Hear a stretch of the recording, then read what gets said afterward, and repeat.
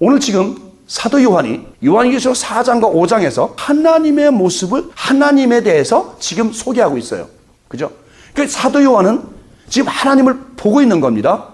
영적인 눈을 열어서 환상 가운데, 이상 가운데서 하나님의 모습을 이 4장에서 벽옥과 홍보석 같고, 또 무지개가 들렸고, 녹보석 같고, 또 24장로들이 주위 섰고, 네 생물 주위에 섰고, 그렇게 아름다운 모습으로 소개되고 있습니다. 그런데 5장에서는 지금 뭐예요? 하나님의 보좌에 앉으신 이의 오른손에 책이 펴 놓여 있는, 이렇게 세세하게 하나님의 모습을 지금 사도 요한은 소개하고 있습니다. 사도 요한은 하나님을 보고 있는, 하나님을 지금 주시하고 있는 거예요. 하나님의 형상을 지금 완전하게 보고 지금 기록하고 있는 거예요. 우리 자신도 하나님을 볼 수 있느냐 없느냐, 하나님의 음성을 들을 수 있느냐 없느냐 하는 것이 상당히 우리 신앙생활에 중요한 것입니다. 우리 하나님이 어떻게 생겼어? 모릅니다. 그래서 모세가 그런 얘기를 하죠. 하나님이여 좀 보여주옵소서. 하나님이여 좀 보이게 해주옵소서. 족하겠나이다. 그러니까 하나님이 너희가 내 얼굴을 보고 살자가 없다 그러고 지나가면서 모세를 손으로 가리면서 등판만 보여주고 지나가는 겁니다. 여호와로라 여호와로라고 보여줘요. 빌립이 또 그래서 신약에서는 아버지 하나님을 보여주옵소서. 그러니까 예수님이 왜 아버지 하나님을 보여달라? 나를 본 자는 바로 아버지를 보았느니라 라고 이야기를 합니다. 그러면 그게 무슨 얘기입니까? 하나님은 우리 인간들 속에서 봐야 되고, 우주 만물 속에서 봐야 되고, 가장 중요한 것은 내 인간들 가장 가까운 사람 속에서, 가장 가까이 함께 사는 사람 속에서 하나님을 보지 못한다면 하나님을 어디서 보겠느냐 이거죠. 만약에 전우사님이 장로님 안에 장로님을 지금 보호하고 있는 그 하나님을 안에서 보지 못한다면 하나님을 어디서 보겠냐 말이죠. 예수님 뭐라 했어요? 하나님의 나라는 여기 있다 저기 있다 할 것이 아니라 바로 너희 within you, 너희 안에 너희와 함께 있다 그랬으니까. 자, 그러면 내 안에도 하나님 계시고, 그 다음에 우리가 하나님을 보려면 바로 가장 가까운 내 가까운 파트너 속에서 거기서 하나님을 볼 수 있다. 하나님을 어디서 보겠느냐 말이죠. 지금 사도 요한은 반모섬에서 지금 환상 가운데서 하나님을 봤어요. 근데 이것이 하나님의 전체의 모습이냐? 아닙니다. 아주 극히 일부의 모습을 보고 있습니다. 지금 하나님이 지금 사도 요한은 표현할 방법이 없어서 벽옥 같고 홍보석 같고 다이아몬드 같고 보석으로 표현하고 있어요. 그리고 사람 모양으로 표현할 수밖에 없어요. 왜? 하나님을 어떻게 표현할 방법이 없어요. 하나님을, 이 우주보다 크신 그 하나님을 우리 인간의 언어로, 인간의 글로 어떻게 표현할 수 있단 말입니까? 그러면 예수님이 말한 것처럼 바로 나를 본 자는 하나님을 보았다. 여러분, 파트너에 있는 그 속에 있는 하나님을 보지 못하면 하나님을 어디서 보겠느냐 이거예요. 그렇다면 반대로 역설적으로 삶을 통해서 하나님의 형상, 예수의 형상을 내 가까운 사람에게 보여줘야 된다는 거예요. 나타내 보여줘야 된다는 것이죠. 이것이 바로 기독교인의 삶이란, 그렇죠? 마찬가지로 반대로 사라도 사님도 내 안에 있는 하나님의 모습, 그리스도의 모습을 보여줄 때, 아, 장로님 볼 때, 하나님의 모습 저 모습이로구나, 예수 저 모습이라고 볼 수 있다는 거예요. 우리가 하나님의 모습을 어디서 다른 데서 보는 것이 아니라, 그래서 우리가 하나님의 음성을 듣는 법, 그 책을 쓴 분이, 미국 분이 얘기하는 게 뭐냐면 이런 얘기를 합니다. 하나님의 음성은 어디서 뭐 저기서 하늘에서 쿵쿵 하는 소리가 아니라 가장 가까운 사람이 얘기할 때 가만히 들어봐라. 가만히 들어보면 그 속에서 하나님이 말하는 하나님의 음성이 들린다. 하나님의 말씀이 들린다는 거죠. 그리고 환경을 가운데서 또 친구 가운데서 누구에게서 하나님의 음성을 듣지 모르니까 항상 주시하고 항상 집중하고 있어라. 가장 중요한 것은 항상 거기서 하나님이 무엇을 말씀하시는지 가만히 들어봐야 돼. 그러니까 우리는 상대방 하면서 뭘 자꾸 얘기하면 가만히 들어봐야 돼요. 그러니까 저는 그게 많이 습관이 됐어요. 그래서 상대방 얘기하면 가만히 들어보는. 그래서 이런 얘기도 합니다. 우리가 상담할 때도 마찬가지랍니다. 여러분 사업 상담할 때도요, 내가 많이 하면 실패한답니다. 가만히 상대방 얘기를 다 끝까지 들어야 된답니다. 아주 끝까지 들으면 그 사람이 문제와 답을 다 얘기한다는 거예요. 가만히 상대방 이야기를 다 들어보라는 거예요. 처음부터 끝까지 다 듣고 나서 결론을 내라. 하나님의 음성도 누구를 통해서 들을지 모른다. 오늘 사도 요한도 지금 하나님의 음성을, 또 하나님의 그 모습을 지금 영적 환상을 통해서 지금 반모섬에서 하나님의 음성을 보았어요. 하늘 보좌에 앉으신 이의 그 오른손에는 7인으로 인을 친 두루마리 책이 놓여 있다고 기록을 하고 있습니다. 이 말씀에서 하나님의 오른손이란 바로 하나님의 능력을 나타내는 말로서, 하나님은 우리들을 구원하실 때 바로 하나님의 오른손으로 우리를 구원하시고 붙들어 주신다고 성경은 기록을 하고 있습니다. 하나님은 말씀하십니다. 나의 의로운 오른손으로 너를 도와주리라고 말입니다. 자, 이 오른손, 바로 이 손이라는 것은 구원을 위해서 우리가 구원 바로 붙잡아주죠. 잡아주죠. 일으켜주죠. 이 손으로. 이것은 바로 구원은 남을 붙들고 세워주고 일으키기 위한 손입니다. 그리고 우리의 모든 이 발은 뭐예요? 발은 무엇 때문에 필요한 거예요? 하나님께서 전도하기 위한 발입니다. 전도하는 발이여 아름답도다 라고 로마서 기록. 그리고 우리의 눈, 코, 귀, 입, 이 모든 것을 통해서 우리는 하나하나 그 개체를 통해서 얼굴에 구멍이 몇 개예요? 7개란 말이에요. 이 구멍을 통해서 하나님께서는 무엇인가를 우리를 깨우쳐 주시는 하나하나 개체마다 전부 중요하다는 것이에요. 그러므로 하나님의 그 오른손에 두루마리 책이 놓여 있다는 것은 그것이 바로 세상을 심판하는 책임을 우리는 알 수가 있는 것입니다. 두루마리는 주후 2세기까지 모든 글을 써서 보관을 하였습니다. 지금은 간단한 그 책을 통해서 모든 글을 남기지만 그 당시는 파필러스, 다시 말하면 갈대 속으로 만든 종이로 만든 두루마리에 글을 써서 보관을 하였던 것입니다. 이 두루마리는 그 왼손으로 붙들고 읽어 나갔습니다. 그리고 요한이 나타내려고 하고 있는 이 이상은 구약의 배경에서 이끌어낸 것임을 알 수가 있습니다. 구약의 에스겔 그 선지자도 이에 대하여 이상을 보고 비슷한 기록을 하고 있습니다. 에스겔서 2장 9절 10절에 보니까 내가 보니 한 손이 나를 향하여 펴지고 그 손에 두루마리 책이 있더라. 그가 그것을 내 앞에 펴시니 그 안팎에 글이 있는데 애가와 애곡과 재앙의 말이 기록되었더라. 무슨 얘기냐면 에스겔서는 이제 하나님의 천사가 나와서 책을 주면서 갖다 먹어라. 갖다 먹는데 그 손에 펴진 책을 보니까 애가와 애곡과 재앙의 말이 기록되었더라는 거예요. 이 요한은 그런 얘기는 없지만 요한에게 지금 펴져 있는 하나님의 손에 있는 두루마리는 아직 인이 뜯어지지 않았죠. 두루마리 있으니까 아직 모릅니다. 그런데 에스겔 앞에 펴져 있는 그 두루마리는 애가 슬픈 노래라는 거죠. 애곡, 슬픈 곡성, 그리고 재앙의 말이 그 슬픈 것들이 거기에 기록이 되어 있더라라고 기록합니다. 이 말씀같이 성경 말씀은 축복의 말씀만이 기록이 된 것은 아닙니다. 그렇죠? 우리가 성경 말씀을 전부 축복의 말씀만 뽑아서 사람들은 복을 받으라, 복을 받으라, 복을 받으라 꼭 그것만 뽑아서 그 복 받는 얘기만 뽑아서 전부 기록하고 있습니다. 그런데 성경을 가만히 보면 복을 받는다는 것은 복을 받는 것은 어떤 전제 조건? 하나님의 말씀을 지키고 순종했을 때 복을 받는다는 것이지 그냥 복 받는다는 건 아니에요. 여러분들이 잘 알고 있는 신명기 28장의 말씀도 축복의 말씀보다는 저주의 말씀이 훨씬 더 많이 기록이 되어 있음을 알 수가 있습니다. 그죠? 15절까지밖에 없어요. 축복의 말은.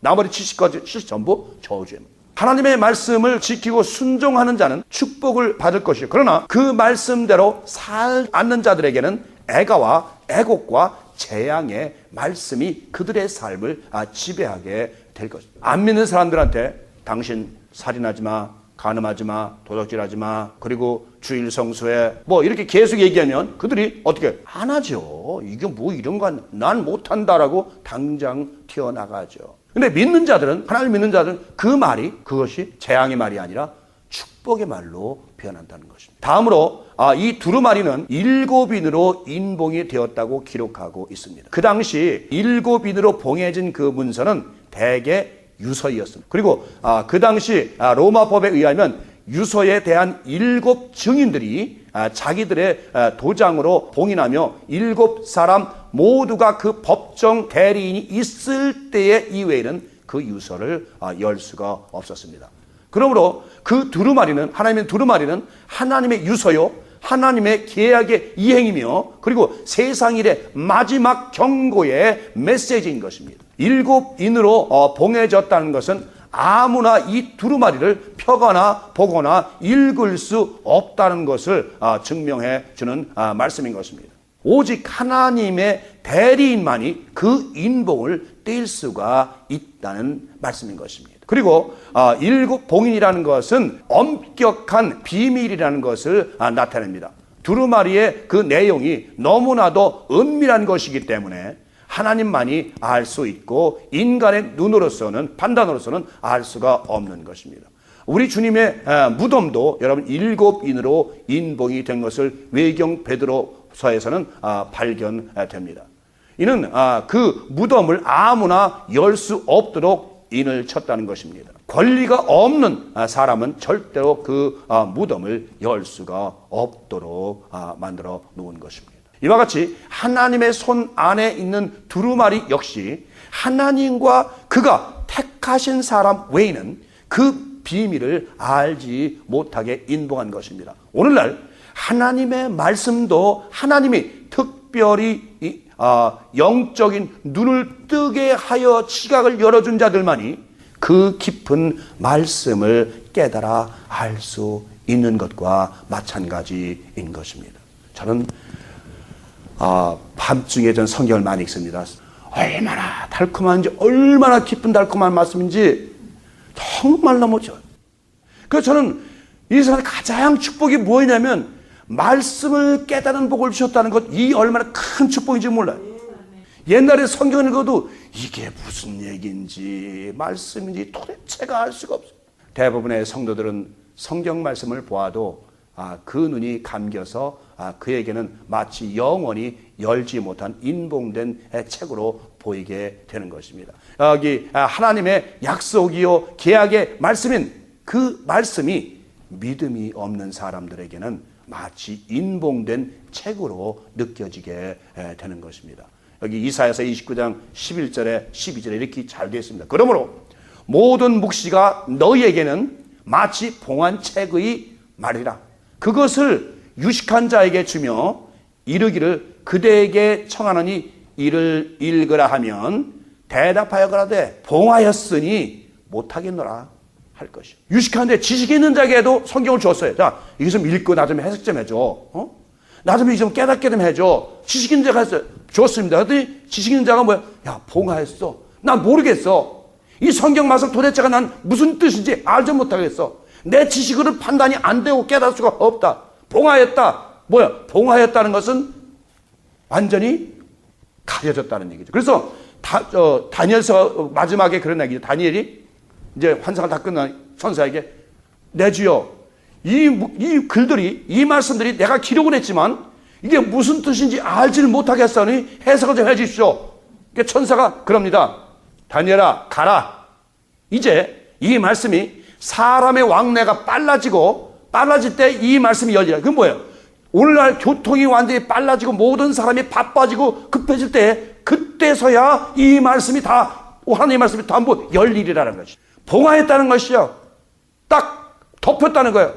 이제 마지막 시대에 와서 이 말씀이 열게 해주겠다고 분명히 다니엘서에 기록이 되어 있습니다. 또 무식한 자에게 주며 이르기를 그대에게 청하노니 이를 좀 읽으라 하면 대답하기를 나는 무식하다 할 것이냐. 무식한 자나 유식한 자나 눈이 감긴 자에게, 영적인 눈이 감긴 자에게 주면 난 모르겠어. 나 알지 못하겠어. 오늘날 만약에 여러분들에게 성경을 내밀고 성경 구절을 주고 이 말씀이 무슨 말씀이죠? 할 때 설명해 줘야 된다는 것이죠. 그건 왜냐하면 그 책이, 그 말씀이 내게, 이 성경 말씀이 내게 인봉이 되어 있으면 안 된다는 것이죠. 가려져 있으면 안 된다는 거예요. 열려져 있어야 돼요. 이 말씀이 딱 책을 피면 이 말씀이 열려져서 하나님께서 이 말씀이 열려져 지금 그 얘기예요. 지금 하나님의 손에 있는 이 말씀, 그것은 바로 상징적인 말씀이거든요. 오늘날 이 말씀을, 성경 말씀을 가지고 사람들은 모르겠다고 합니다. 다 팽개치고 모르겠다고 합니다. 가서 이게 물어보면 뭘 배웠습니까? 모릅니다. 그래 인봉이 돼서 가려져서 모르는 거예요. 가려져서. 그 말씀을 지금 요한계시록 상징적으로 말씀하시는 거예요. 지금 이와 같이 오늘날에도 영적인 눈이 감긴 자에게는 성경 말씀은 봉한 책이 되는 것입니다. 다음으로 요한은 하나님의 손에 있는 두루마리를 쳐다볼 때에 힘센 천사가 나와서 큰 소리로 외칩니다. 그 천사의 외침은 이렇습니다. 누구든지 이 인봉된 책을 열 수 있는 자는 와서 이 인봉된 책을 열으라는 것입니다. 그는 온 우주가 들리도록 큰 소리로 외치고 있는 것입니다. 오늘날도 하나님은 말씀하십니다.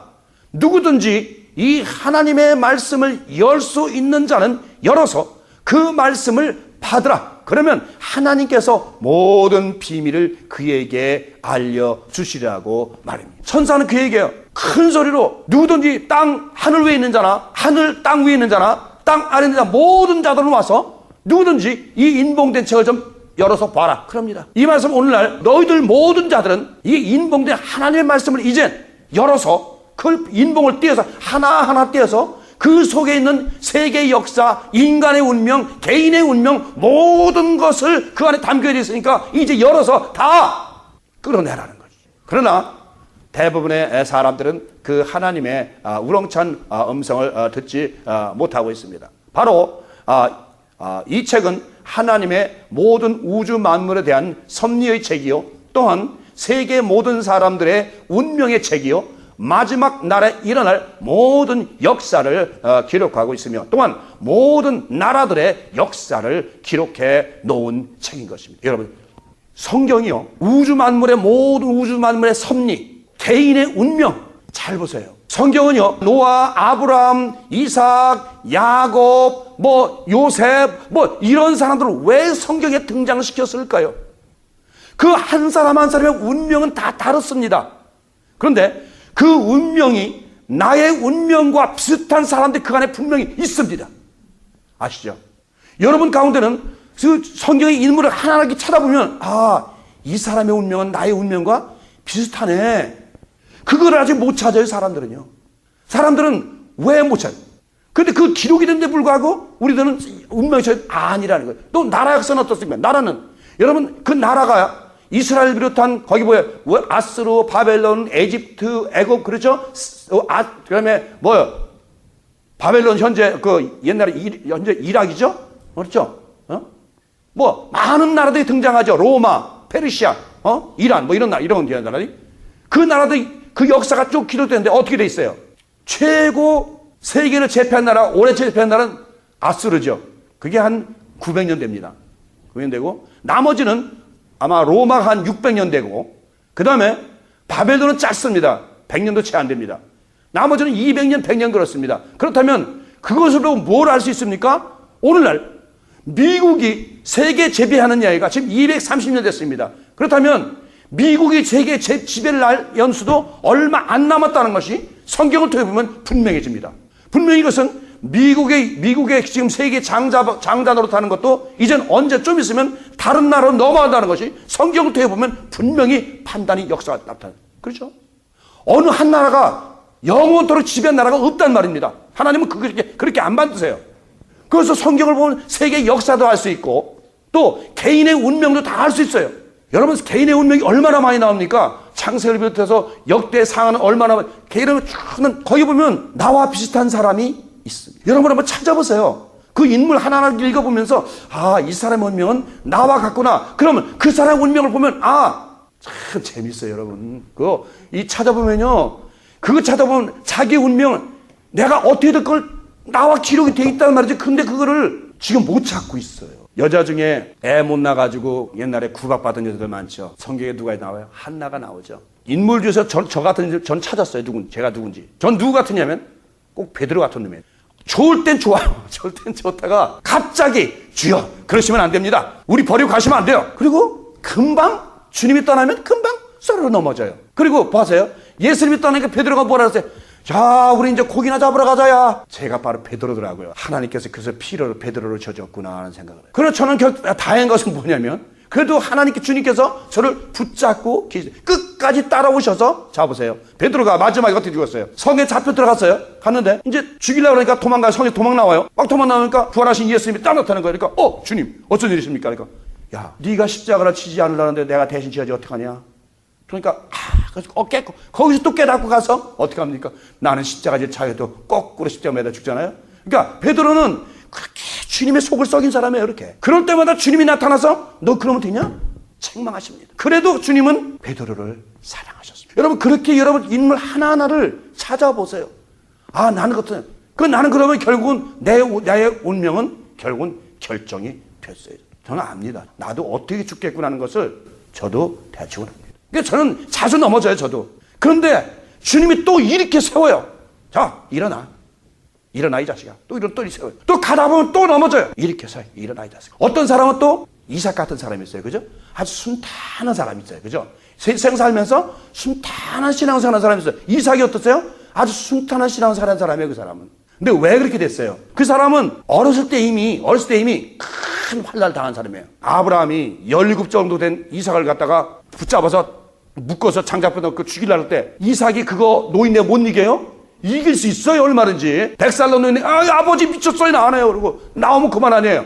근데 그걸 순순히 순종했단 말이에요. 이삭은 그거로 통과했어요. 사실은 저는 거기서 아브라함의 믿음보다는 이삭의 믿음이 대단하다고 봅니다. 이삭은 거기서 믿음이 통과돼요. 그래서 그 사람은 순순한 신앙생활을 했어요. 야곱은 어떻습니까? 한 가지부터. 야곱은 자기가 원치 않는 그 운명을 살았어요. 그 사람은요. 왜 하나님이 뱃속에서부터 그 사람을 택해가지고 괜히 복 준다 해가지고 아버지로부터 축복 뺏어가지고 그것도 괜히 도망가가지고 그냥 고생하면서 20년 30년 고생하면서 쫓겨다니면서 딸까지 이러면서도 또 자기 또 큰아들이 자기 서모까지 그냥 범하고 진짜 그 인생을 보면 험악한 인생을 살아왔어요. 나의 인생이 험악한 나그네 생활입니다라고 고백을 하잖아요, 바로 앞에서. 그 사람은 그게 자기가 원했던 거예요? 아니잖아요. 하나님이 뱃속에서도 이렇게 만드셔버렸단 말이에요. 그렇게 한 사람 한 사람 쭉 이렇게 비교하면 한번 성경에 보시고 나를 찾아보세요. 하나님의 말씀엔 성경 안에는 온 우주 만물의 섭리와 모든 각 개인의 운명과 각 나라들의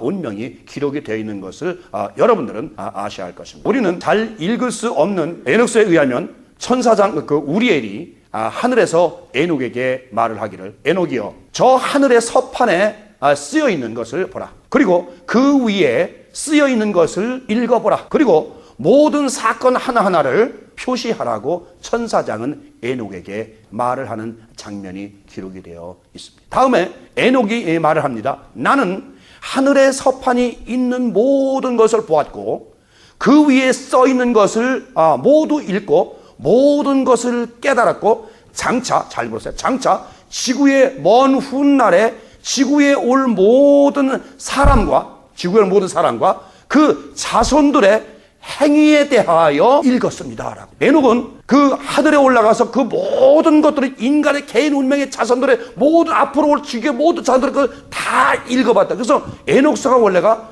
365권으로 기록이 되어 있다는 것이 굉장히 많은 분량이라는 거죠. 엄청난 분량인데 지금 없어졌어요.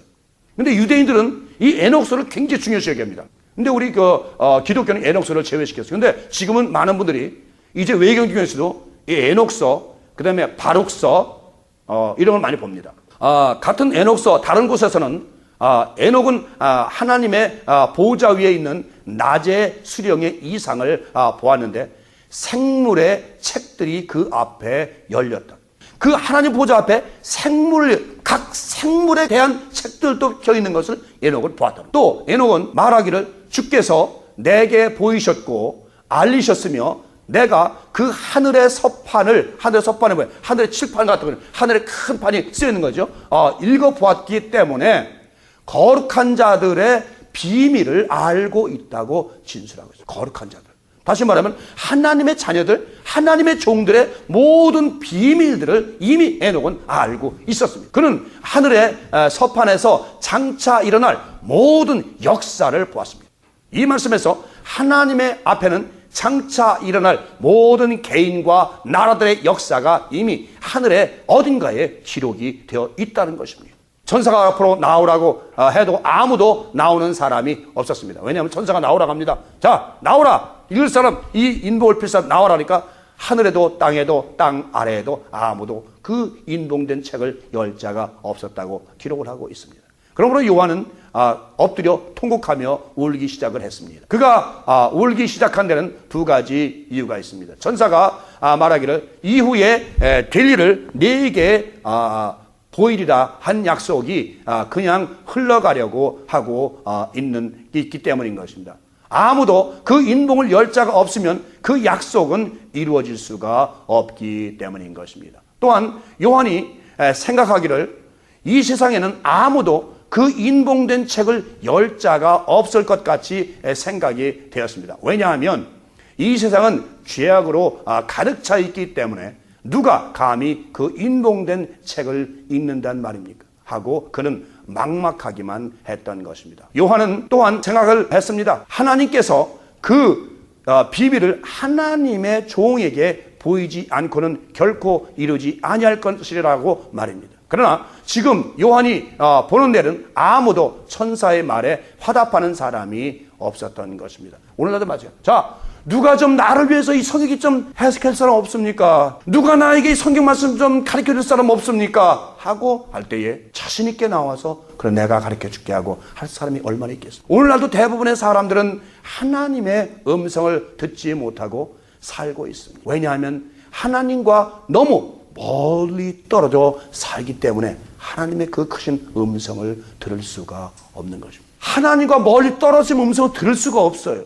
그 멀리 떨어졌다는 건 뭐냐면 나의 삶이 하나님과의 멀리 떨어진 삶을 살게 되면 하나님의 음성을 절대 들을 수가 없습니다. 하나님과 가까워지려면 내가 하나님이 원하는 삶을 그대로 살 때 하나님의 음성을 들을 수가 있는 것입니다. 세상 사람들의 귀는 이 세상의 요란한 소리에는 대단히 익숙합니다. 그러나 세미하신 하나님의 음성에는 전혀 익숙지를 못한 것입니다. 하나님은 각 시대마다 하나님의 메시지를 전하고 계십니다. 아담, 노아, 아브라함, 이삭, 야곱, 요셉, 모세, 여호수아, 그 외에 많은 구약의 선지자들, 그리고 신약의 12제자와 그리고 그의 증거를 받은 자들, 정말 성경의 인물들이 너무너무 많아요. 여러분 그 인물들은 아까도 말씀 왜 기록이 됐다고 생각하세요? 그 인물들 그 중에서 분명히 나와 거의 대동소이한 사람 성격과 인물 모든 것이 대동소이한데 분명히 있습니다. 거기에 있어요. 근데 그걸 사람들은 안 찾으려고 해요. 그냥 그건 뭐 봐서 6,000년 전 5,000년 전 사람들인데 자, 전도서에 뭐라고 했어요? 전도서에 과거에 있던 일이 지금도 있고 지금 있던 일이 미래에도 있을 것이다 라고 말했어요. 이게 얼마나 중요한 말인지 몰라요. 그렇다면 과거에 있던 그 사람들의 성품과 그 모든 것들이 지금도 있고 지금 했던 여러분 여기 앉아있는 사람 미래에도 분명히 우리와 같은 사람이 또 있을 것이다 라는 얘기입니다. 그러니까 우리가 과거 역사적인 그 인물들에서 나를 찾을 수가 있다는 것입니다. 저는 그것을 바로 거기서 베드로를 찾았어요. 만약에 하나님께서 저를 버리실 것 같으면 벌써 버리셨어요. 그러니까 하나님께서 그까지 버리려면 너 안 되겠다.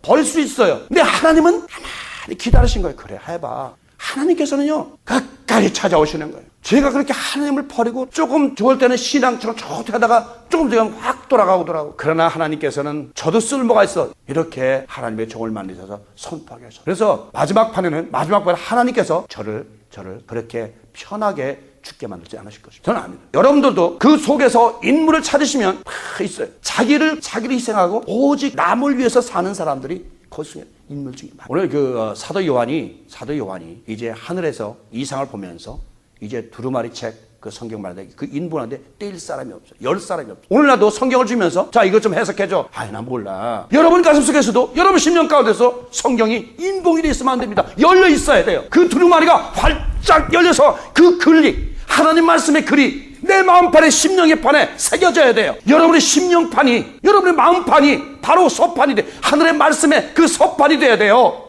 그 서판에 심령판에 하나님의 말씀을 새기셔서 역동적이고 활동적이고 능력적이고 위대하시고 살아있는 하나님의 말씀이 여러분의 심령판에서 움직일 때에 여러분 어떤 역사가 여러분에게서 나타날지 여러분 아십니까? 위대한 역사, 능력의 역사가 나타날 줄 믿습니다. 여러분들은 분명히 그런 삶이 될 줄 저는 믿습니다. 아무쪼록 여러분 마음판에 여러분의 정말 심령판에 하나님의 말씀을 한자 한자 새기셔서 이제 여러분이 가는 곳마다 이제 옛날에는 구약시대는 말씀을 돌비에 새겼지만 신약시대는 그 말씀이 여러분의 마음판에 신비에 새겨져서 여러분이 가는 곳마다 그리스도의 편지가 되기를, 그리스도의 사랑의 편지가 되기를, 그리스도의 진실한 사랑의 편지가 되기를 성부와 성자 성령의 이름으로 간절히 축원을 드립니다.